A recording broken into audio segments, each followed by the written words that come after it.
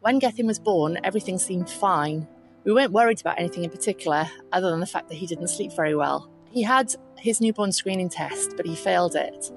We weren't particularly worried because, again, he wasn't sleeping very well, and we just thought that he needed to be asleep for the test. We went a couple of times to have the test, and every time he wouldn't go to sleep and he stayed awake and wriggled. In the end, we were referred to audiology for a proper hearing test. We went along, we thought it would be a routine appointment, and we weren't worried. Unfortunately, 2 hours later, we had some very unhappy news. You want to come up? I need 2 biscuits. Okay. Here we go.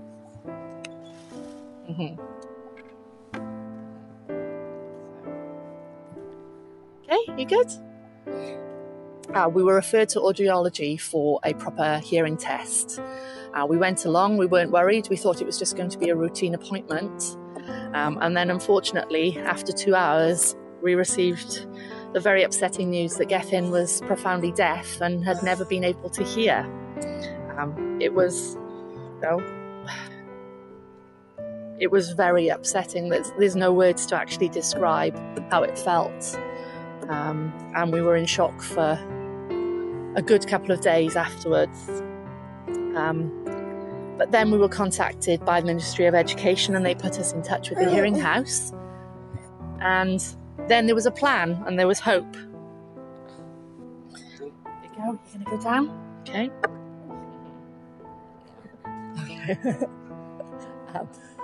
It's good. We had lots of appointments.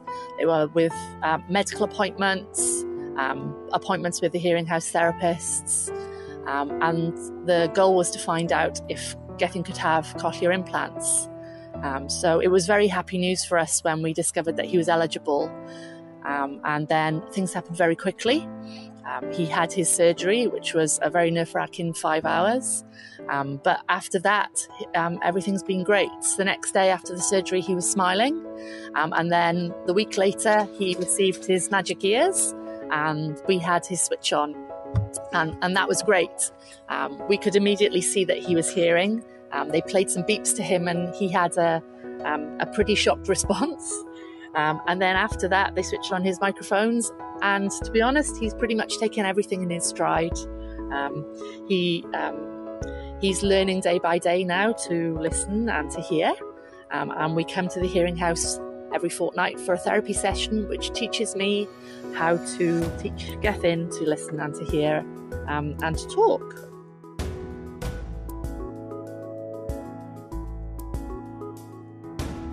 The responses we've had from Gethin have been amazing, from first hearing the doorbell or a dog bark to saying his first word. He now says up, mama and dada, and he's trying to say his sister's name. And just recently, he started to respond to directions that we give him.